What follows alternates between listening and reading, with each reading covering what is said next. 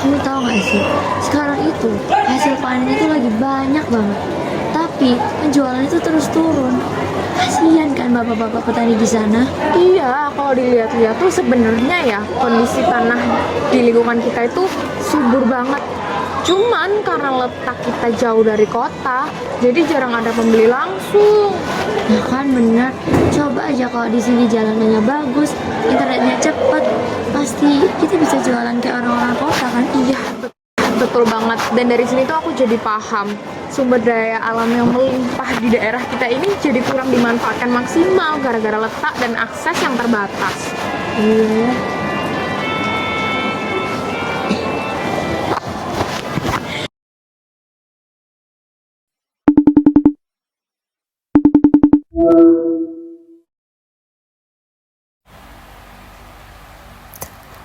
Halo Olive, aku habis dari mall nih. Tahu nggak sih di sini tuh enak banget tahu. Kalau manja tinggal klik terus. Kalau pekerjaan banyak banget. Hai Angie. Wah, enak banget ya Angie. Tapi kamu tahu nggak sih, di desa kami tuh susah sinyal tahu. Ini aja aku numpang wifi di warnet. Jadi kita tuh susah tahu kalau mau jual hasil tani lewat internet gitu.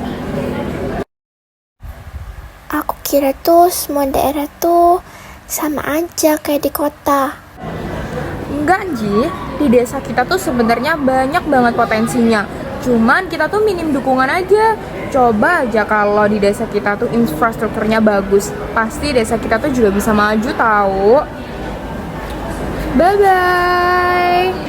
Nah, tadi kita sudah membahas tentang kondisi sumber daya dan kondisi geografis yang ada di pedesaan. Nah, sekarang kita membahas yang ada di perkotaan. Nah, di perkotaan ini sumber daya alamnya memang terbatas, tetapi sumber daya manusia dan buatan seperti teknologi dan infrastruktur ini menjadi faktor ekonomi yang utama. Nah, yang pertama contohnya adalah lahan dan ruang kota, dimanfaatkan untuk industri, untuk perumahan, perdagangan, dan jasa. Lalu yang kedua ada air dan energi. Nah, ini menjadi kebutuhan yang penting untuk mendukung aktivitas industri dan rumah tangga. Yang ketiga adalah sumber daya manusia atau SDM dengan kualitas pendidikan dan keterampilan yang tinggi membuat sektor jasa seperti industri dan teknologi berkembang pesat. Nah, selanjutnya adalah pengaruh letak geografis yang ada di perkotaan terhadap ekonomi.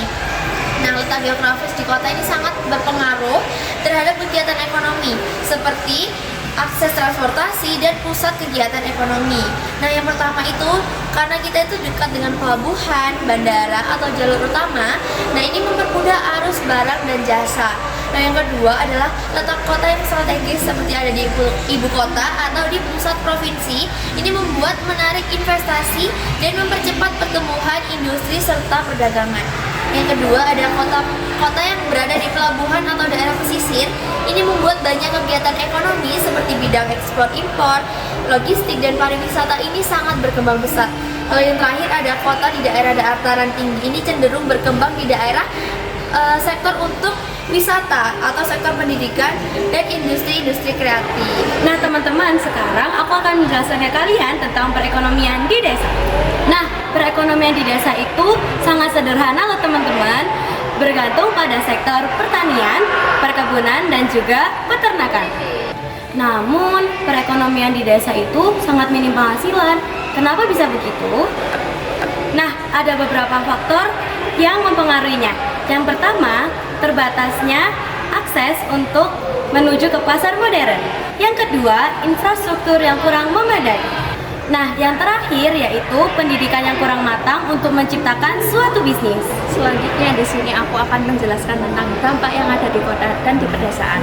Yang pertama, aku akan menjelaskan tentang dampak yang ada di kota. Yang pertama yaitu munculnya permukiman kumuh dan kawasan padat penduduk.